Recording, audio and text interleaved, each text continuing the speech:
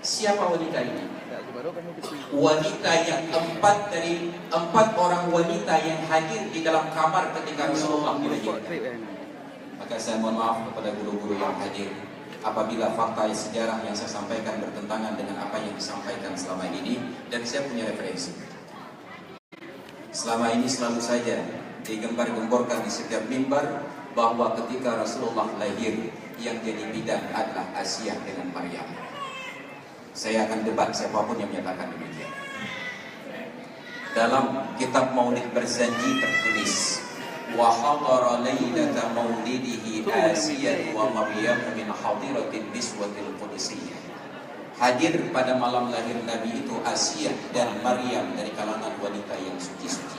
Hadara, hadir bukan menjadi bidan, tetapi menjadi saksi. Tidak ada satu kitab sejarah pun yang menyatakan beliau berdua untuk menjadi bidan. Karena interaksi orang yang hidup dengan orang yang mati hanya mungkin terjadi di dalam tidur, di dalam mimpi. Allahul ladzi yatawaffal anfusa hina mautiha wallati lam tamut fi manamiha fayumsikul ladzi qada 'alaiha al-mauta wa yursilul ukhra ila ajalin musamma. Allah yang lepaskan jiwa manusia ketika tiba ajalnya, dan orang-orang yang belum meninggal ketika di dalam tidurnya. Allah tahan jiwa orang yang meninggal, dan Allah lepaskan jiwa-jiwa yang lain sampai batas waktu yang ditetapkan. Maka kalau ingin bertemu dengan orang meninggal, bermimpilah. Kalau dalam keadaan jaga bertemu, lailah. Yang ketiga dulu. Tiba-tiba ada Maryam yang sudah meninggal 570 tahun sebelumnya. Ada Asia yang sudah meninggal 4.500 tahun sebelumnya, hadir untuk menjadi bidan. Andai kata orang meninggal buka praktek bidan, sungguh bidan hari ini tidak akan dipakai. Kenapa? Bidan lama lebih senior. Beliau hadir. Siapa yang jadi bidan? Ini ada 4 orang wanita. Yang pertama dalam kamar itu ada Aminah binti Wahab, wanita yang sedang hamil. Dalam kamar itu ada seorang wanita yang kedua, kulitnya hitam legam, rambutnya putih halus. Kalau di bonding itu 2 kali lipat harganya. Hidungnya mencung ke dalam. Namanya Barakatul Habasyiyah. Dalam sejarah populer disebut dengan Ummul Aiman. Wanita yang ketiga, Suwaibah al-Aslamiyah, budak perempuan dari Abu Lahab. Abdullah punya 9 saudara laki-laki. Abdullah punya 6 saudara perempuan, 16 orang putra-putri Abdul Muttalib. Tapi ketika Abdullah meninggal, satu-satunya yang peduli kepada istri Abdullah yang berstatus janda adalah Abu Lahab. Kenapa? Ternyata psikologinya mengajarkan demikian. Orang yang bingkai, orang yang pemarah, orang yang temperamental itu adalah orang-orang yang tipikalnya setia. Maka beruntung ibu-ibu yang punya suami bingkai. Itu suami yang setia, yang demi depan dan jaga bodoh. Coba perhatikan anak-anak yang mereka itu pemarah. Asal ada kesulitan, ada masalah, ada yang sakit, dia yang tidak pernah beranjak dari sisinya. Tapi anak yang demi lebar negara dan sana jelas gaduh. Maka orang yang setia itu pemarah. Orang yang pemarah setia. Maka kalau itu dimarahi, yakinlah. Penelitian dari para ahli menyatakan 90% manusia akan luapkan emosi kepada orang yang paling dia cintai. Maka kalau ibu sering dimarahi, itu pertanda sangat dicintai. Tapi kalau bawaannya marah setiap hari, sudah boleh diajukan proposal suami yang baru. Buat maaf ya. Dari sekian saudara Abdullah, hanya Abu Lahab yang ingat untuk memBKO-kan seorang budaknya di tempat tersebut.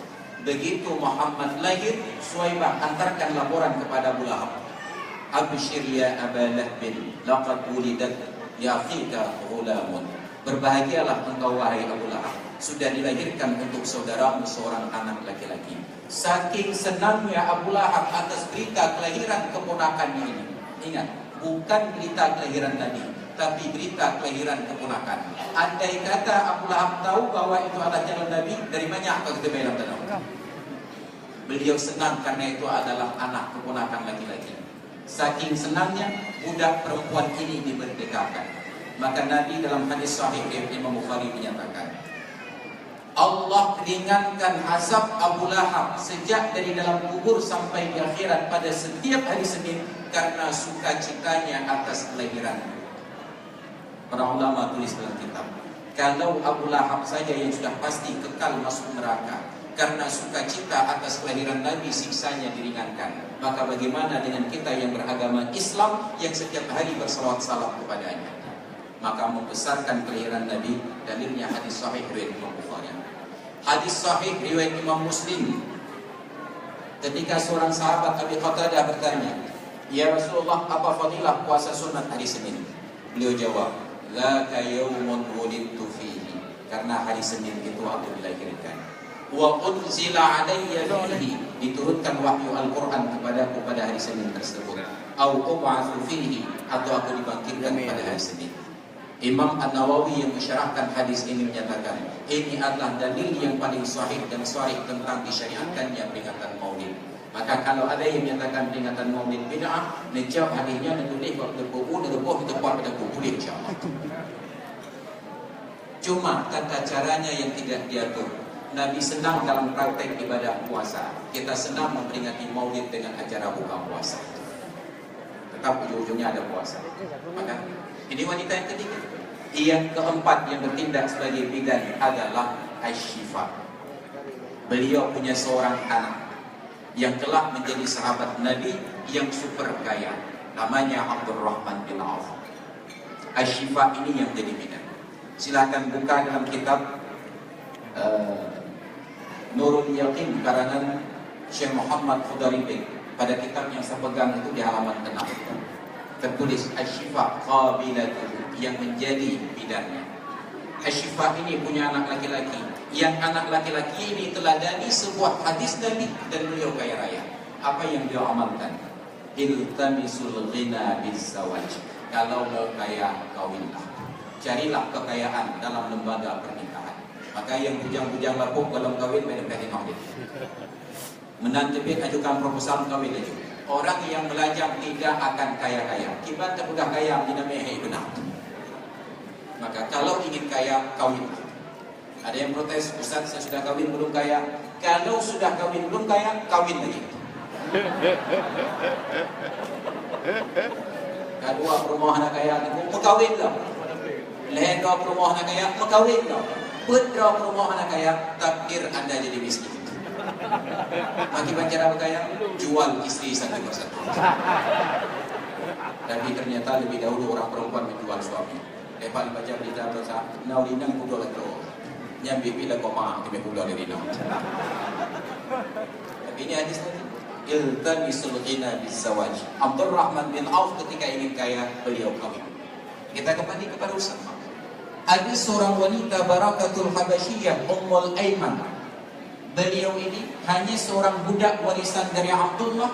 Nasibnya diubah hanya karena sepotong kalimat di hari ketika Muhammad terlungkup di atas kuburan ibunya. Muhammad 6 tahun diajak oleh Aminah dengan mengajak Abdul Muttalib sebagai pendamping dan Ummul Aiman dalam rombongan untuk ziarah kuburan suami. Suami yang hanya sempat hidup 1 bulan dalam masa bulan madu, untuk selanjutnya tidak pernah ketemu sampai anak ini berusia 6 tahun. Rasa cinta yang mengguncang di dalam dada Aminah menyebabkan beliau rasa sakit waktu perjalanan pulang dan tinggal kuliah di Allah. Muhammad 6 tahun baru melihat kuburan raya, tiba-tiba menggali tanah untuk menguburkan ibunya. Begitu kuburan selesai ditutup, beliau terlungkup di atas tanah kuburan sambil bertanya dengan diri, "May yakfiluni ba'daki ya ummah?" Siapa lagi yang akan merawat saya kalau Anda ikut meninggal wahai ibu? Yang ketiganya udah agak tegang, bagiannya tegalan anak yatim piatu bermawatnya apa ya? Abdul Muttalib merah mata menahan air. Tapi sebagai pria Arab yang besar dalam tradisi jahiliyah, beliau berpantang untuk menangis. Tapi sebagai pria beliau tidak tahu harus melakukan apa. Ummul Aiman bergerak dari tempat duduknya. Ia rangkul bahu anak kecil ini dan membisikkan sepotong kalimat, "Ana akfiluka ya Muhammad." Saya yang akan merawat wahai Muhammad. Bisikan kecil di telinga seorang anak kecil di hari tersebut mengubah sejarah seorang Ummul Aiman. Ketika Rasulullah menjadi nabi dan menjadi presiden, setiap delegasi yang datang ke tempat beliau diperkenalkan, inilah ibu saya setelah ibu saya. Betapa beruntungnya seorang wanita mantan budak dari Afrika, negeri Ethiopia, tiba-tiba diakui oleh seorang nabi dan seorang presiden sebagai ibunya. Maka kita bersyukur melihat pemandangan tadi saudara-saudara kita yang disabilitas, anak-anak yatim disantuni. Peristiwa hari ini akan mengekalkan ingatan mereka. Inilah orang-orang yang dulunya pernah berbagi dengan saya di waktu kecil mereka. Maka Islam katakan, khairul buyuti baitun fihi yatimun yukram. Rumah yang paling baik adalah rumah yang di dalamnya terdapat anak yatim yang dimuliakan. Maka rumah-rumah kita isi dengan anak yatim. Bila tidak mampu, yatimkan anak kita, maka rumah itu akan mulia. Kenapa? Karena rumah yang mulia adalah yang di dalamnya terdapat anak yatim yang dimuliakan. Khairul buyuti baitun fihi yatimun yukram.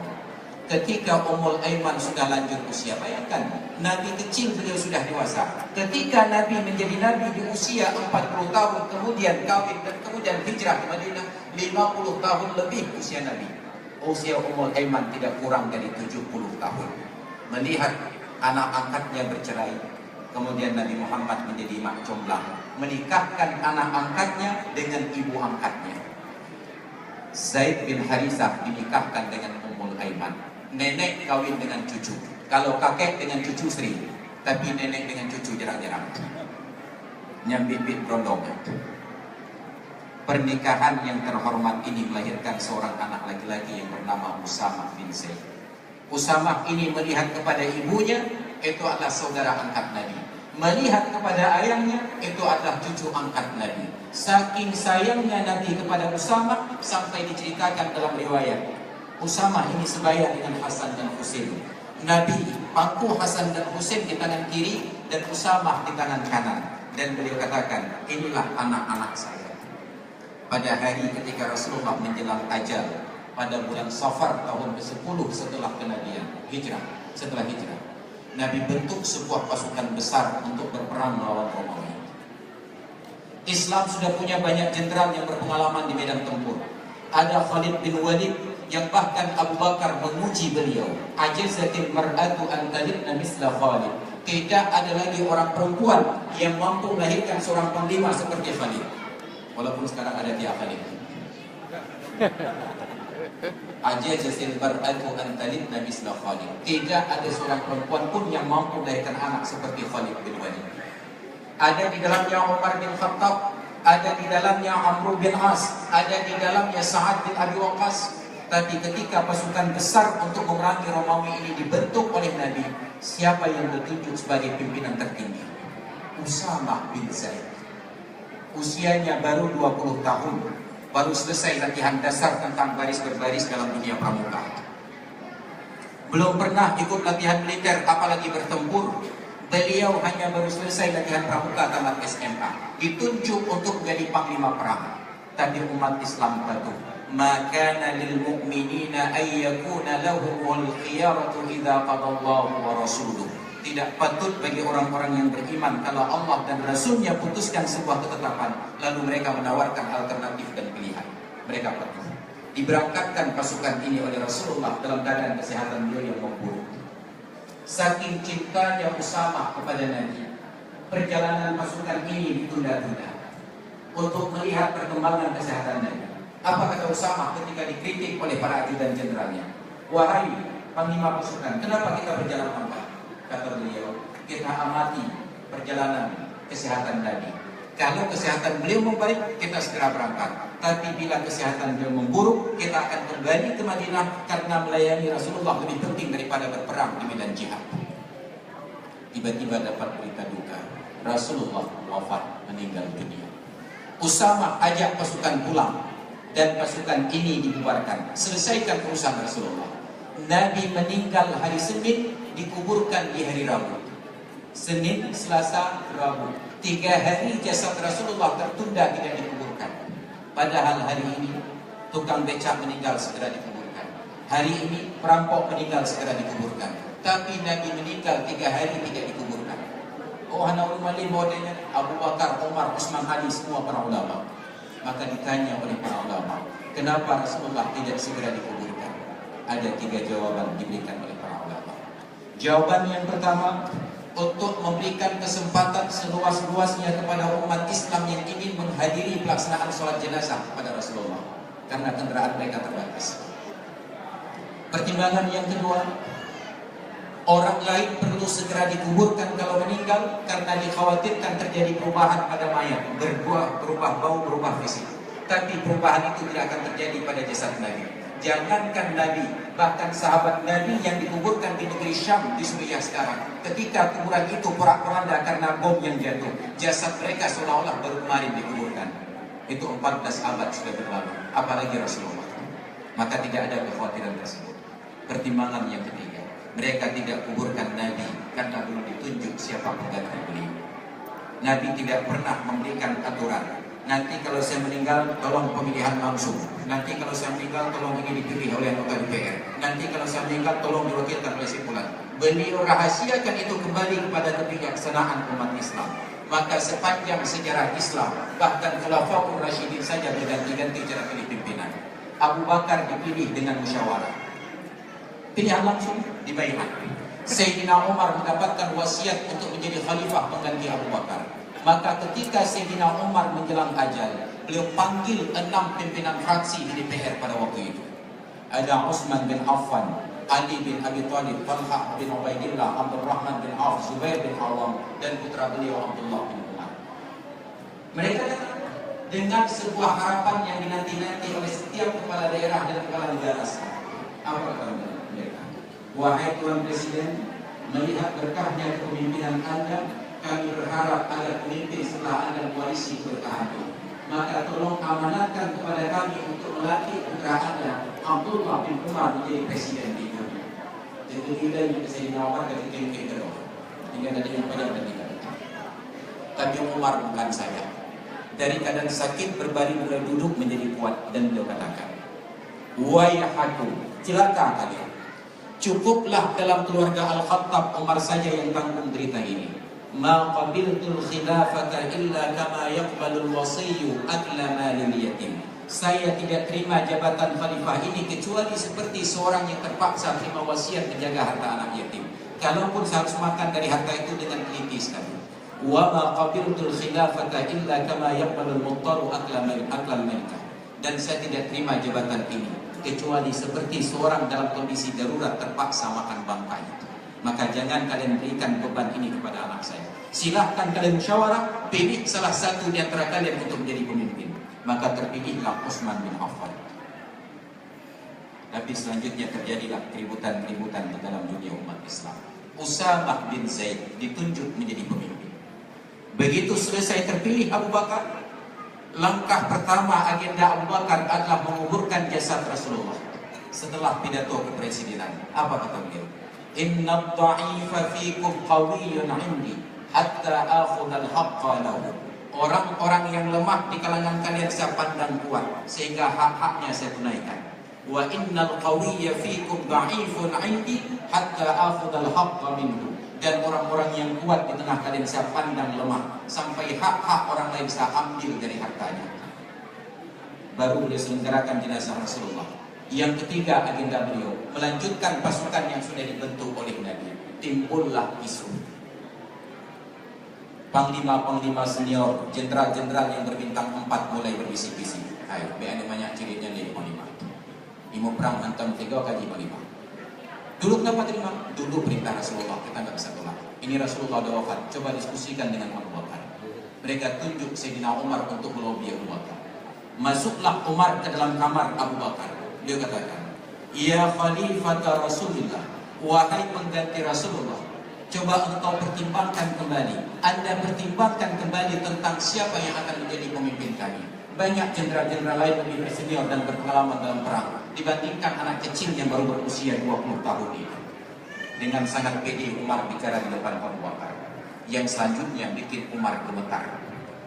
Abu Bakar yang tua ini bangkit dari kursinya dengan mata merah dan sambil tunjuk-tunjuk muka Sayyidina Umar, beliau katakan, wayhak ya Aba Hafsin, celaka engkau wahai Umar, engkau minta saya mengganti keputusan Rasulullah. Wallahi latamurrunna bihi aw lataqtulunani. Demi Allah, apakah kalian ingin berperang di bawah komandonya atau silahkan saya yang kalian perangi? Ya Umar begitu dulu, betul nak ke jenderal gara-gara wakah keker no dengar. Gara-gara gawakah geger mereka. Gara-gara kalian saya dimaki oleh Abu Bakar. Berangkat. Tidak ada diskusi lagi tentang kepemimpinan. Tetap Usamah bin Zaid. Dalam perjalanan terjadilah gejolak. Karena anak muda yang jadi komandan pasukan ini ternyata tidak terlihat dalam tanda kutip seperti orang yang ingin berperang. Berjalan santai sampai di garis demarkasi, mendekati garis demarkasi, tiba-tiba istirahat, pasang teratap. 1 jam istirahat, perintah lagi, bongkar teratap. Jalan lagi, 1 jam jalan, perintah lagi, pasang teratap. Lalu bongkar, pasang teratap. Itu dah perintah yang itu menjadi banyak di komandan ku cicila-cila kalian. Pasang bongkar. Mereka tidak pernah paham ke arah mana tujuan dari panglima ini. Dulu belum ada satelit, dulu belum ada HP, dulu belum ada alat telekomunikasi. Ketika lawan ingin memprediksi kekuatan musuh, mereka harus kirim intelijen dan mata-mata melihat langsung. Dan tidak mungkin berhadapan-hadapan karena mereka akan dibunuh. Maka untuk memprediksi kekuatan musuh, cukup melihat berapa panjang teratap dipasang sepanjang perjalanan. Kita lihat, wadah cium bekas teratap. Namanya 12 jam panjang teratap dipasangnya enak sepanjang. Dikirim laporan ke Romawi. Wahai raja, batalkan perang. Jumlah tentara musuh luar biasa. Batal perang tanpa ada korban sama sekali. Tapi banyak. Mereka punya strateginya tersendiri. Tapi inilah kehendak Allah dan kehendak Rasulullah. Maka di dalam Islam kita diajarkan tentang bagaimana kepasrahan kita kepada Allah dan Rasulnya. Maka ketika dulunya orang Yahudi akan memilih pemimpin, mereka datangi Nabi Syamil. Alam tara ilal mala'i min bani Israel min ba'di Musa idh qalu li nabiyyin lahu mub'ats lana malikan nuqatil fi sabilillah qala wa hal 'asaytum in kutiba 'alaykumul qitalu alla tuqatilu. Mereka datang kepada Nabi Syamil, katakan, Nabi, tolong tunjukkan seorang pemimpin di antara kami. Kepikir oleh pimpinan-pimpinan fraksi, kayaknya akan tunjuk. Tiba-tiba digugat, okelah kalau nanti saya tunjuk pemimpin, apa kalian bersedia perang? Mereka jawab, bagaimana mungkin kami tidak akan berperang kalau anak kami dibunuh, istri kami ditindas dan kami diusir. Inna Allah astafa Taluta alaikum malika. Allah pilih Talut menjadi panglima kalian. Mau bengeh doanya. Wahai Nabi, kami ini pimpinan fraksi yang berpengalaman dalam politik, sejak lahir sudah ada kartu suara di tangan kami. Kenapa tiba-tiba yang ditunjuk menjadi raja kami adalah Talut yang bahkan tidak pernah ikut kampanye terbuka sama sekali? Buktinya Nabi kami yang kaya. Pepakai Talut. Nabi ini membuat pembelaan dari wahyu Allah. Inna Allah astafahu alaikum. Allah yang pilih dia menjadi pemimpin kalian. Dan sebagai bekal, wazadahu bastatan fil ilmi wal jismi. Allah berikan kelebihan pada wawasan dan pada fisiknya. Raya panjang mulai dada, jarum dan malin kaya. Maka tidak pernah Allah utus seorang nabi kecuali pasti nabi itu penggembala ternak. Maka kalau ada orang-orang sekarang mengaku nabi, jika ada nabi kami, menjadi nabi kami yang dipalsukan. Karena setiap nabi, ma ba'athallahu nabiyyan illa ra'yal ghanam. Allah tidak mengutus seorang nabi kecuali pasti penggembala ternak. Ditanya oleh sahabat, wa anta ya Rasulullah, anda pun demikian ya Rasulullah? Beliau menjawab, na'am, kuntu arhal ghanama ala qararita li ahli Makkah. Benar, saya dulu mengembalakan ternak untuk mendapatkan upah beberapa potong roti milik warga Makkah. Maka Islam melalui Rasulullah mengajarkan kita kemandirian. Islam melalui Rasulullah mengajarkan kita sejak dari kecil untuk bekerja keras untuk mendapatkan upah. Tapi na'udzubillah kita di Aceh pada hari ini, semua orang bersenang-senang untuk menjadi pegawai negeri. Menyobat untuk pegawai negeri, hakim pengen anggar untuk jaga gaji kita. Kenapa? Karena pemikiran kita sekarang adalah praktis. Orang yang sukses, orang yang bahagia adalah orang yang kaya raya.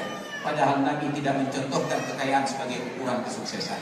Bagi kita sekarang kalau pulang kampung ketemu kawan dan yang hoka tebelat, oma dengan kekayaan dia. Kan sukses kita. Bahkan sukses bibi raya ya.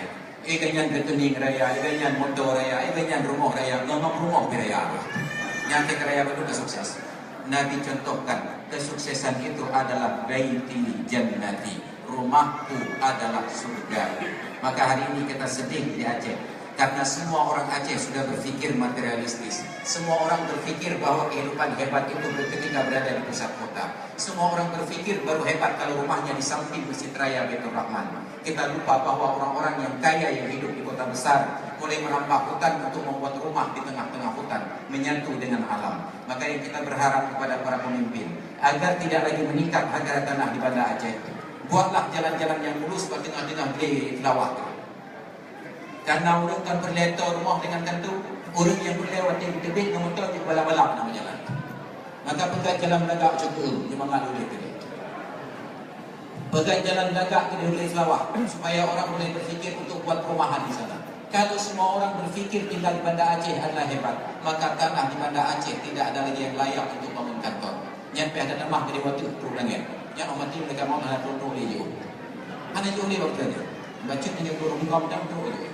Maka oleh karena itu, ini adalah tugas para pemimpin, khususnya di DPRA yang istimewanya sekarang mayoritas diisi oleh wakil-wakil dari partai PA. Yang PA itu membawa nama besar Aceh di belakangnya. Maka umat Islam khususnya yang di Aceh melihat nama Aceh walaupun benci kepada orang tapi mengingat nama Aceh. Apa yang terpilih? Karena Aceh itu.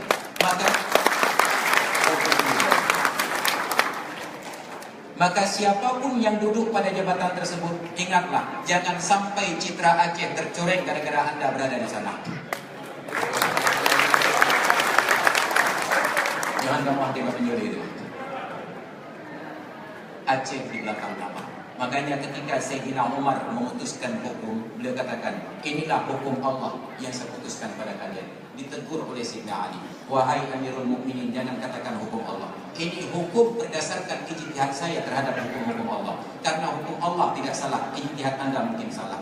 Maka kalau memang tidak sanggup mempertahankan, ganti nama Aceh di belakang. Partai daerah terbaik PDI. Tapi kalau kita sanggup pertahankan marwah Aceh yang Islami, itu yang saya diskusi dengan kawan-kawan selalu. Sebenarnya kita di Aceh tidak perlu pembangunan fisik yang megah-megah. Yang perlu adalah pembangunan mental yang megah-megah. Karena mental kita di Aceh sudah berubah. Mental kita dulu mental pemberi, tapi mental kita sekarang adalah mental peminta. Dulu Aceh yang sumbangkan pesawat untuk RI, sekarang Aceh harus meminta agar Garuda datang kembali. Dulu Aceh bersedia berbagi apapun, yang penting negeri ini merdeka. Tapi hari ini kita menjadi negeri yang termiskin di Pulau Sumatera. Kok terlalu dari orang kita? Ya, tapi kan mazhab Hitler sih. Kenapa? Ada persoalan kecil yang kita biarkan. Ketika permisifme membiarkan terjadi, tekanan nak kira dua gaul laki-laki dekat.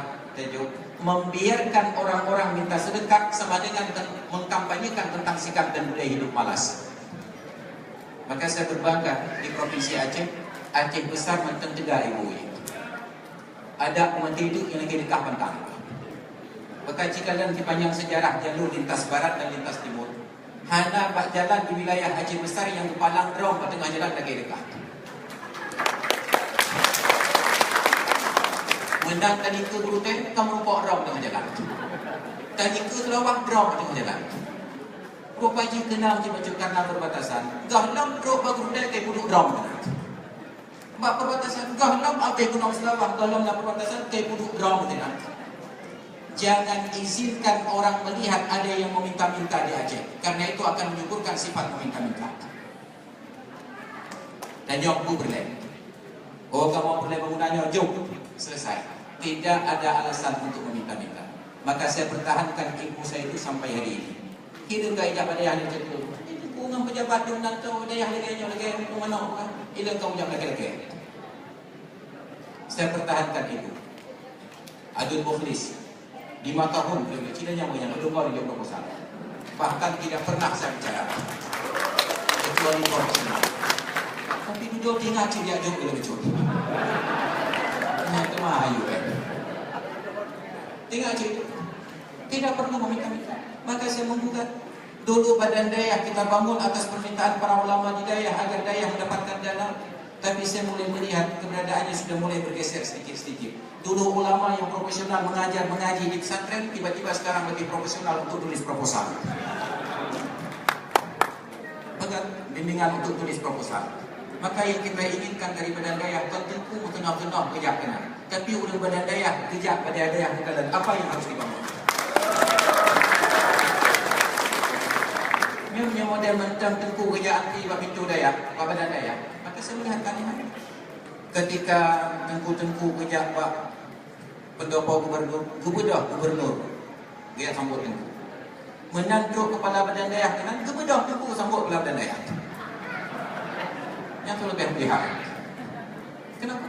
Menyahana gagak dan turi, hana akram, hana gadap di mana, hana cek kenal. Maka mulailah negosiasi terjadi. Saya khawatir ke depannya bahkan pimpinan Dayak pun akan diperiksa oleh KPK. Maka ini kemudian. Maka jaga marwah kita bangsa yang tidak pernah memintai. Makanya dulu saya selalu membuka. Mohon maaf setuju atau tidak setuju. Ketika gubernur menganggarkan 1,3 triliun untuk membangun masjid raya. Bukan tidak bermakna, sangat besar maknanya. Tapi andai kata 1,3 miliar kita bagi untuk setiap triliun, kita bagi untuk setiap masjid 1 miliar, maka tidak ada lagi drum-drum pada tengah jalannya. Kita malu dengan Sumatera Utara. Mulai perbatasan di Sitang, semua masjid-masjid di Sumatera Utara bersih. Mencari sumur di sana, mencari kamar mandi, harus buka mulut untuk bertanya. Tapi ketika kembali ke Aceh, mulai dari Kuala Simpang, mencari kamar mandi dan sumur tidak perlu buka mulut, cukup buka hidung. Langsung dibimbing. Wahyu dari bumi. Ini ironi. Aceh yang bersyarat Islam, tapi di Aceh kita promosikan masjid-masjid di pinggir jalan tidak ada yang beres. Maka kita berharap agar para pemimpin, agar para wakil rakyat dari PRA menyahai bikin masjid juga, bikin masjid babina jalan di Sumatera. Embung berdegahnya. Walaupun bumbung tahap tak berdecet. Ini rahasia Aceh ini. Maka oleh karena itu di majelis yang terhormat ini, kita berharap bahwa suksesi kepemimpinan kita patuh kepada aturan. Siapapun yang terpilih itu adalah kehendak Allah, bukan kehendak manusia. Kalaulah kehendak setiap manusia diperturutkan oleh Allah, negeri dan dunia ini akan binasa. Maka Allah punya kearifannya tersendiri. Setiap orang ada waktunya dan setiap waktu pasti ada orangnya. Dan ada orang yang waktunya panjang, ada orang yang waktunya pendek. Ada orang yang sempat pensiun, ada orang yang langsung meninggal dunia. Maka mudah-mudahan semua itu adalah kebaikan yang Allah berikan kepada kita. Maka hadirin kaum muslimin dan muslimat sekalian yang dirahmati Allah, saya ingin berbicara panjang lagi, tapi saya ingat bahwa jadwal makan siang sudah dekat. Ini bukan persoalan waktu salat, makan siang sudah dekat. Dan persoalan idealisme selalu berbenturan dengan isi perut. Ya, mereka duduk boleh ke ada mangat duduk dapat wajib. Maka oleh karena itu daripada sekedar bicara untuk dilupakan, cukup provokasi yang saya sampaikan tadi. Mudah-mudahan itu menjadi pedoman bagi kita, panduan bagi kita. Bagaimana partai Aceh yang kita bangun, tujuannya yang pertama li'a'la'i kalimatillah, dan yang kedua untuk membela kemuliaan tanah Rencong. In tansurullaha yansurkum. Kalau kalian bela Allah, Allah tolong kalian. Wa yuthabbit aqdamakum. Allah perkokoh posisi dan nilai tawar kalian. Maka jangan abaikan Islam dari perjuangan Partai Aceh. Jangan lupakan Aceh dan masyarakatnya dari perjuangan Partai Aceh. Hal-hal kecil dapat didiskusikan, tapi yang prinsip tidak boleh dinegosiasi ulang. Maka hadirin kaum muslimin yang dirahmati Allah, demikian barangkali sekedar provokasi yang dapat saya sampaikan pada kesempatan yang berbahagia ini. Terima kasih atas segala perhatian dan mohon maaf atas segala kekurangan. Akhirul kalam, hadanallahu wa iyyakum ajma'in. Assalamualaikum warahmatullahi wabarakatuh.